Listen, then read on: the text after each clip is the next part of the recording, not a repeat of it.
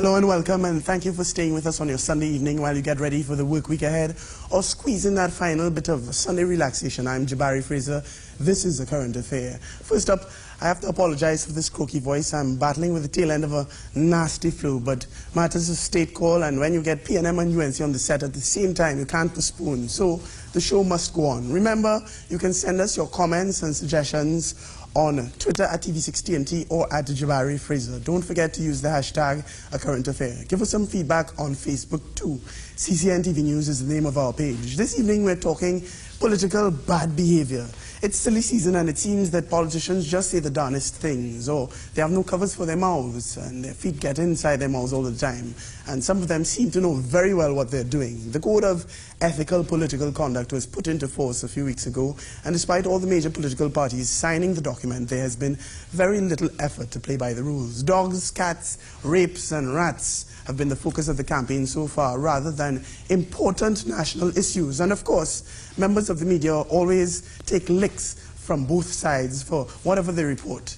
Believe it or not, as I said, we have PNM and UNC on the set this evening for the first time since the show began 6 weeks ago. UNC Youth Chair Nicholas Morris, he is with us on the set, and we have Ms. Paula Gopi-Schoon, who is the Point Forter MP. Thank you very much for being here with us. Thank you for having me. Thank you for having me. You know, we have to start first of all with why do politicians get so nasty? I'll ask you, Nicholas, first. At election time, why has it been so dirty so far? Well, I firstly say, it's a pleasure to be here alongside such an esteemed person as Ms. Gopi-Schoon. Y'all are playing nice this evening, it seems. I'm a young person. I'm not at the forefront of politics in terms of MP, but I think politics globally tends to occur because the movement gets the better of the individual. I think, people are trying to make a point. They're eager to get support. And they also want to build an emotional connection with the crowd there before, or with even the people they're speaking to. So at times they tend to cross that boundary. And that's my view on why people tend to say the darnest things, or sometimes it comes off offensive to a particular niche market or segment of our society. Ms. Gopi-Schoon, do you think that emotion should get the better of politicians on platform? Absolutely not at all. This is a very serious business. What we're doing is choosing a political party to govern the country and choosing a leader to run the country as well. And serious business, serious issues, and I think that really we should stick to the issues, and the campaign should be clean and ethical and professional. And that's what the PNM intends to do. All right. First of all, before we get back into the meat of discussion, I just want to run this bit of a soundbite from Dr. Rudal Munilal. This was on the 24th of March. This was on the campaign trail, and he had this to say. When a Rottweiler in heat, you have to hide every single poodle. We have a case of Lux soap and what is it called, Lifebuoy soap. We want to give him that to wash his stink mouth. I don't know, maybe that could slip by some of the rules in the Code of Ethical Political Conduct. What do you have to say about that, Ms. Gopi-Schoon? That's absolutely shameful and unethical and absolutely wrong. I think he went too far. I mean, I know there's anxiety on everyone's part, and as I say, sometimes you don't intend, but words come out of your mouth. But at the same time, I think he went very far with it. I thought he was very, very disrespectful, and I think we all need to check ourselves from here on and to ensure that we do what the public wants, and the public wants to hear about the issues and to focus on a clean campaign, and that's what we all have to make an effort to do. Having signed that code, I mean, we've really committed ourselves to ethical political campaigning, and I think we should aim to abide by it. We haven't had any campaign reform from the UNC government as they had promised, but nevertheless we've signed on to this code, and maybe the legislation is still coming, and I think that we've got to start playing by the rules and attend. But this is about choosing a leader, this is about choosing a government, and the people are not interested, and we intend to listen to the people and to approach the campaign in the manner in which the public would like us to do so. Now, we had that, but the PNM is not immune from that as well, especially Dr. Rowley. His infamous dog and cat rant has been making the rounds. I mean, it's been overshadowed since then a bit by other comments made. But, But I think, how do you defend that dog and cat comment? well, I mean, I can't defend it entirely, and Dr. Rowley himself. I mean, this was colloquialism more than anything else with that comment. I mean, I can't say that I would say the same thing, but Dr. Rowley, this was colloquialism. And he has said that if it is that he offended anyone, that was not his intention. So I think he made it very, very clear that this was just a matter of tradition coming out in his explanation of things. And as I said, you know, the audience is also looking for something meaty and something nice. Everybody wants to hear something, you know, saucy at the same time. So it's sort of trying to find a balance of getting the message through, but being very careful about the way we put it. But I think this was just colloquialism and tradition. Saucy or colloquialism, Nicholas, do you buy that at all?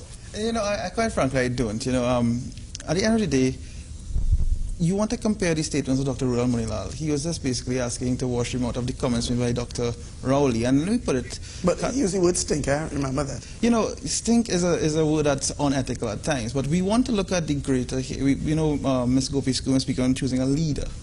And here you had the leader of the People's National Movement, who has, I think, you know, decreased the esteem of his office to speak so.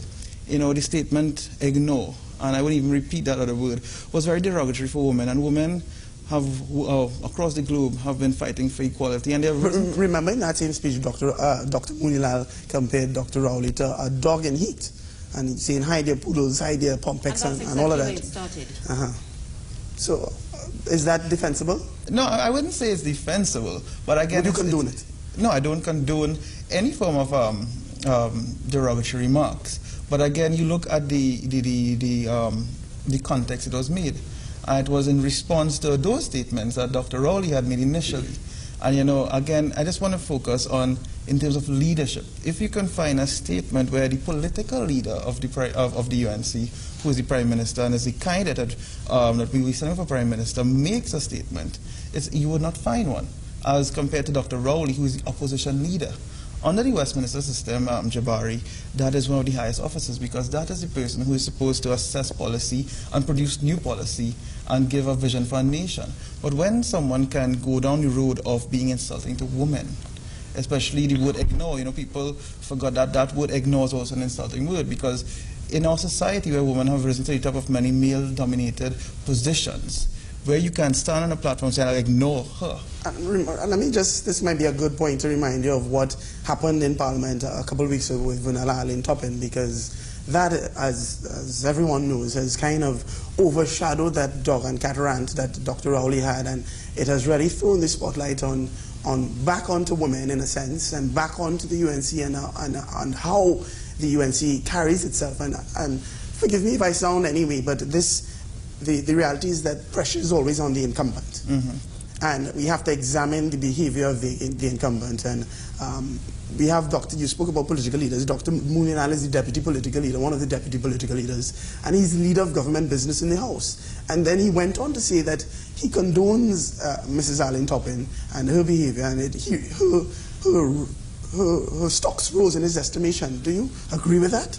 I think the key factor we have to look at here is that the Member of Parliament has apologized. She has apologized to the Parliament. Do you buy her apology? Well, I do. She said that the media exploited what she had to say and mischaracterized and didn't really apologize in all of it. I think she has apologized to the Parliament for her statements. And as I said at the beginning of the show, I think the movement gets to many politicians globally. I think what the nation has to focus on also is the allegations coming out of her statements. You know, for 4 years, Jabari, we've had Dr. Rowley. You have a skeptical look on your face. I do. As a woman, do you buy that? Absolutely not. And we're not talking about a moment here. And this is not only about Vanilla Allen Toppin apologizing. It's far beyond that.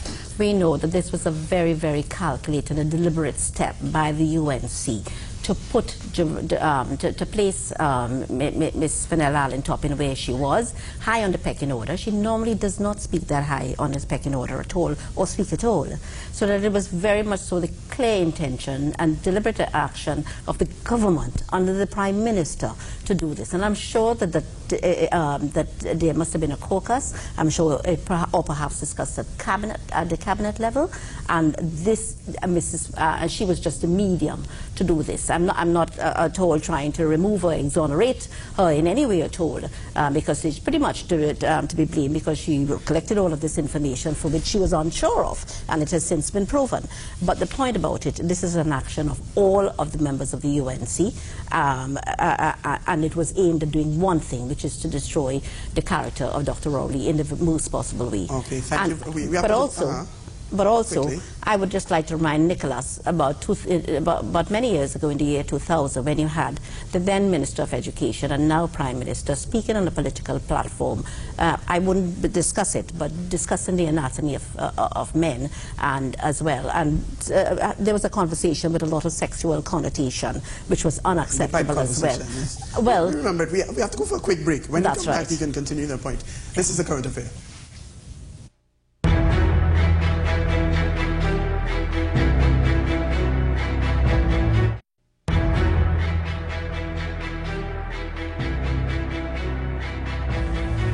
She could drink this, she could drink that. She could back up my dog, we can ignore she cat. Dog, cat, everything you can imagine. And that was Dr. Rowley on the platform a couple of weeks ago, in case you didn't remember. Of course, I think everyone remembers it. But you were making an interesting point. Do you think that the rape allegations that came out in the parliament were something that were deliberate? But of course, it was deliberate. As I said, you just look at the position of speaking of Vanilla Allen Toppin alone. First you had the presenter of the motion, the leader of government business, and then Prakash Ramadar, the leader of the COP, and then next Ms. Toppin. Normally you would have Saroj Rambachan, or perhaps the Minister of Education, and so there are other big guns that come way before. So, I mean, and not only that, it was very clear that she had a poster to display as well. She would have had to go to the speaker to have the approval of displaying that poster. Everyone has to, and she would have had to explain the context in which it was going to be displayed. I want to bring so in that there are Nicholas many now. other persons who would have been aware. All Right. of them, except us, knew what was going on. Do you, as the chairman of the UNC Youth Arm, and you know, someone who has endorsed this code of ethical political conduct, do you are you happy with the way things are going in the parliament, especially now in this no confidence motion? And is this something that you would want to see when you become a big gun in the UNC? Let me thank you for those sentiments, and those a big gun. Let me say, you know, I said before the MP has apologized, but what I want to focus here, you know, we're looking at the statement that the Honorable MP said in terms of, you know, the aim of tarnishing Dr. Rowley's image. And here you had someone who said he didn't have a son for 4 years. And in 1 week, he then came on easily and said, okay. But is it any of the UNC's business to go and talk about his what we're personal speaking, matters I'm and going to answer that. members of his family? Let me answer that question with the same question you asked me in terms of the affairs of the parliament. It is your duty to be transparent to the nation, especially if you hold office. But is his family a matter of transparency that is important in national affairs? Even if his family is not important in national affairs, why deny the fact that you had a son for 4 years? But and then, I never recall Dr. Rowley saying he ever had a son. Huh? and the second fact I will go on is when you ask for the affairs in parliament. You know, a motion of no confidence given on our Westminster system can be brought by anyone against anyone. It calls for a person to account for some form of rumor or some form of allegations brought against them. But whoever moves the motion is duty bound to bring up something substantial and something that can be repeated outside of Parliament, something that something that affects the nation. Well, Jabari, that duty goes hand in hand with the duty of the persons brought against to respond to it. And you see, this would have given the People's National Movement the perfect opportunity, not only one, respond, to say, hey, it's also false if it is false, and secondly, we're going into election, and this is a party that claims to be a government in waiting, a prime minister in waiting. It would have given them the perfect opportunity to share their vision. But what we would have seen is they run from the chamber. Yeah, Ms. Scopes, is that something that you can, you know, is the walkout something that you can defend? Oh, definitely. In the first place, that motion should never have been allowed. And I think the explanation which was given by the member for Digamati Northeast was a very valid one. The last that anybody has heard of any such thing in any Commonwealth Parliament was in 1912, when an attempt was made to do it, and it was denied. The fact of the matter remains that it is the government whose responsibility it is to govern this country. And it is the opposition who has a role to hold the government to account. So if it's anybody at all, so it's a check and balance system. We are checking on the government, so that it's not the opposition. That's not the place to do it in the parliament. You could try it on a political platform, but the person to govern, who governs and who has the responsibility, is the government that is not the government in waiting. It's the government that is in place. But and so that motions of no confidence typically. And it has been proven. There's been done in the Commonwealth nations. It is ill-founded. It was ill-founded. At the same time, didn't the PNM have a duty to at least listen to some of what was being said in the Parliament? When, as a public official, you are called to do a job, you are professional. The life of somebody who's involved in public office, it's a professional job. And the level that we have reached to in this country is that the persons, when they have left their offices, they've left their boardrooms to come to give service to the people of Trinidad and Tobago. It's a job. It's not about your family. You don't come, so you're not expected, matters of your family are not expected to be raised at all. And we've never, ever raised any matters concerning the Prime Minister or anyone in her government about their families, their sons, their daughters, their husbands, how they've amassed whatever wealth they have amassed. Those are not questions for us. They are not questions for us. You are not a celebrity. You have a job to do. That's what it is about. You're not a celebrity where people are going to be concerned, well, your daughter is getting married, what's going on? That's not the case. It is a job that you've come there to do. Mr. Morris, I just want to bring you back into this. How do we have the code of ethical political conduct, but this is something that could be up in the sky, up in the clouds for many people to understand. How do we move on now from what happened and what's being said on the platform to breaking it down and letting supporters and parliamentarians be truly conscious of what the code says? You know, firstly, I think the political leaders and the chairman of the parties would have signed onto the code. But I think every political leader and every politician, whether it be a UNC, a CUP, ILP, or whatever party you belong to, even if you're in a parliament or not in parliament, you owe it to your supporters to be responsible in what you say, because we have many grassroots supporters and business people who are depending on you or their support. You know, they're giving their life support, and they owe it to them to uphold the characters that we believe they are. And I think in terms of upholding it, there's no way you can encourage or you can benchmark someone to keep that code of conduct. Of course you can, because then what's the point of signing on to the code? Well, you clearly would have seen that the members who signed to the code, and they would have clearly broken it, if you want to say so. I think what is cognizant here is that the members now, it is an election, on the election day, that they will feel the pinch or feel the result of breaking that code. Because therefore the electors and the voters must make a decision now to hold them accountable to the code. The code is just there to say, look, this is the conduct you're supposed to operate at. All right. Oh, sorry, we have to take a quick break, sure. And we have a new mini segment called Cracking the Code. Let's see if you recognize the soundbite.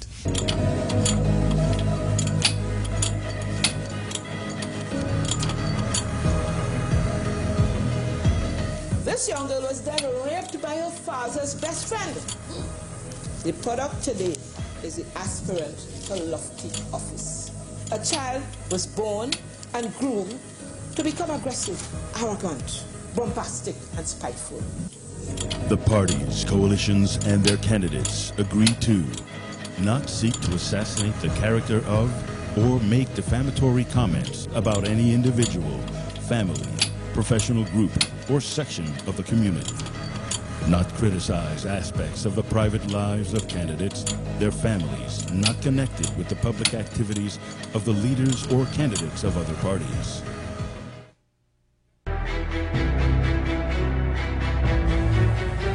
Welcome back. This is A Current Affair. Now, you know, one of the things that is in the Code of Ethical Political Conduct is that the leaders of the party and the signatories to the document must ensure that their supporters understand and must ensure that all of their party members follow the code as well. And one of the things there is that they should not attack journalists. And these last few days, last few weeks, we've been seeing lots of attacks on journalists by people who support the parties, and supporters are included there. And politicians themselves. Minister Gerald Hadid had this to say about the Trinidad Express and its reporting.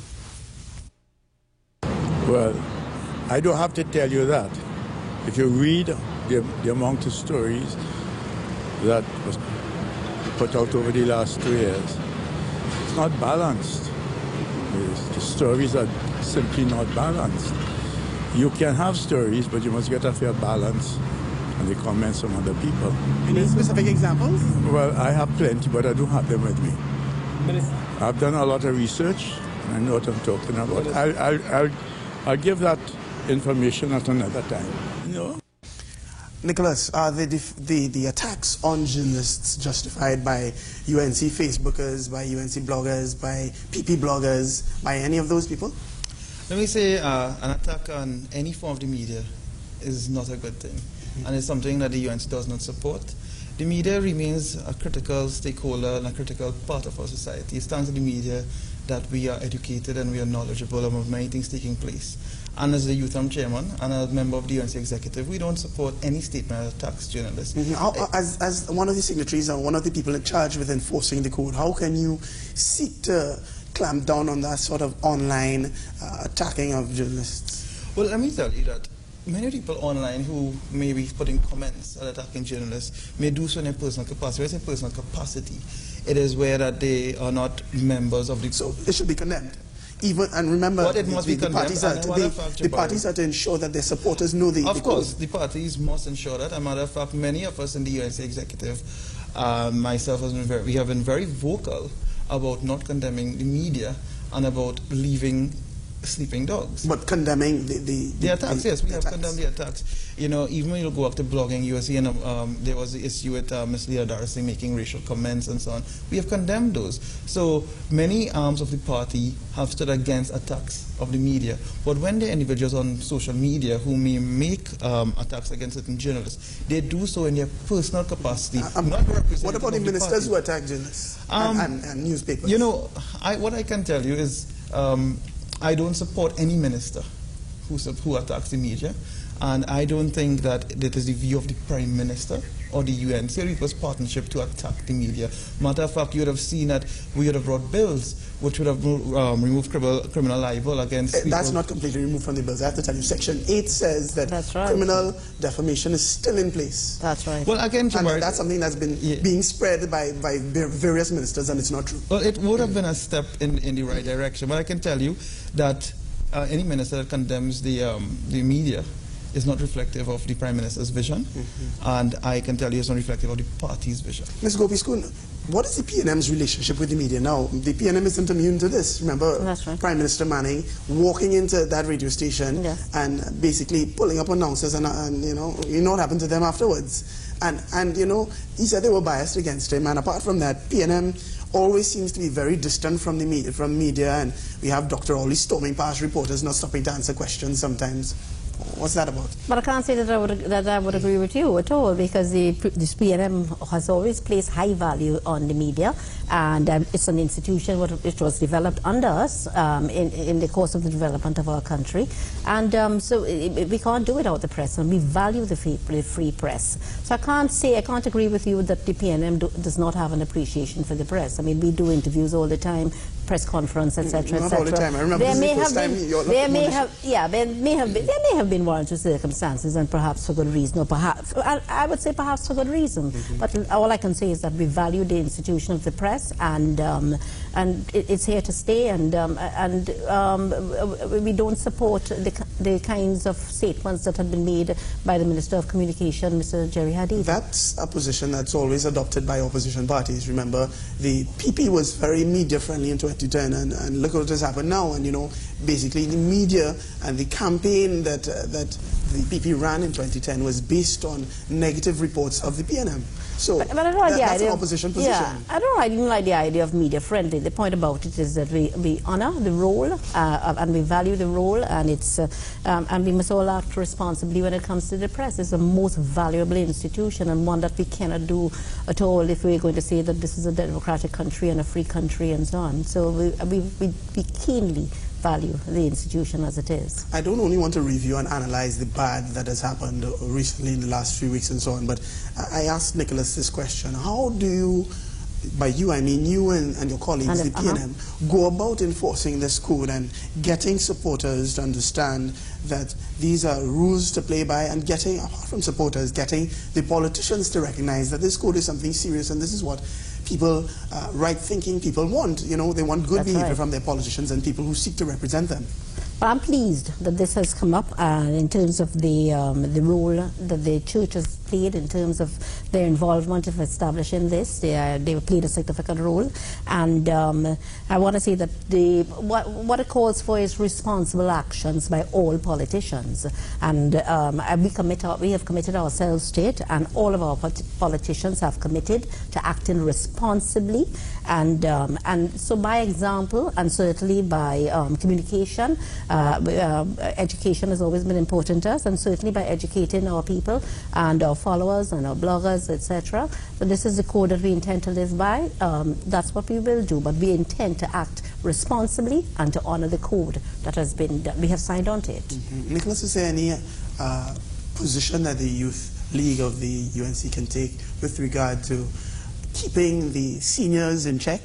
Is there anything that you can commit to say that, listen, my group and the ones that I lead will say anytime any one of our politicians decides to misbehave, we will do X, Y, Z? Well, of course, Jabari. I mean, that has been the stance of the youth throughout under my chairmanship. So we can expect to see releases and so on when UNC politicians are misbehaving. You know, it is an internal thing. You know, we have an internal structure. So when a politician does something that is not within the conduct of correct political conduct, or does something against the party's vision, as member of the National Executive, I usually voice the opinions of my executive or my membership internally, because you see, at the end of the day, it has to be internal action. I can't ask the public to discipline a UNC member. Not to discipline, but to say that the UNC Youth Arm seeks to stand above certain types of behavior. At the end of the day, the UNC and most of the UNC Youth Arm stands for our nation. We stand for sustainable development, and we stand for progress. And what is progress? Progress means equitable development along with transparency. And we will continue to stand for that. And whenever any politician, UNC, COP, or PNM, goes off that track, you can rest assured that the UNC Youth Arm and its chairman, once I'm there, will stand for that. Thank you. You have my commitment. Any final words from you, Mrs. Kupescu? There's one code of ethics that guides the PNM, and whether you're the youth or you're a senior acting on behalf of the PNM. And this has been there for a number of years. We have reviewed our constitution and the manner in which we would approach our political behavior, and therefore you can only expect the PNM to act responsibly, as it has done for the last 56 years, or I think I may be a little bit around there, but we have always acted responsibly, and you could expect nothing else from anyone representing the PNM. All right, I expect that I wouldn't find myself reporting on any ridiculous things anytime this week or anytime in the lead up to the general election, whenever it's called. I hope not. I'm holding you two to that, and if I see anything bad, I'll call you back to the show. That's all the time we have for now. Thank you for these two people for coming and talking with us and for being brave to come on set together. Join us next week, Sunday at 7:30 after the T6 Weekend News for a Current Affair. And don't forget, this program will be rebroadcast on Tuesday morning at 9:30. This is a Current Affair. Good evening.